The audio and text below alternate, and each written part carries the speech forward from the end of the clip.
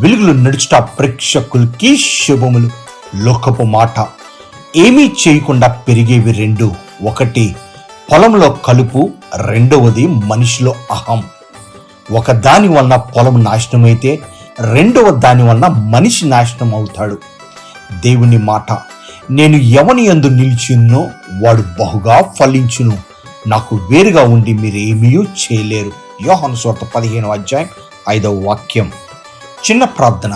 దేవా, ఈ లోకంలో జీవిస్తున్న మా జీవితంలో అనేక సార్లు అనవసరమైన వాటి మీద మనసు పెట్టి మా మనసును పాడు చేసుకుంటున్నాం ప్రభు. అయ్యా దేవా, నన్ను నీ వైపు చూసి నీ మీద ఆధారపడితే ప్రభా, నీలో నిలిచిండు వాడు బహుగా ఫలించును. అట్టి ఫలభరితమైన జీవితం నీవు మాకు దయచేయమనడుచు యేసు నామమున వేడుకుంటున్నాము తండ్రి. ఆమేన్. దేవుడు మిమ్మల్ని దీవించునుగాక. షాలోమ్.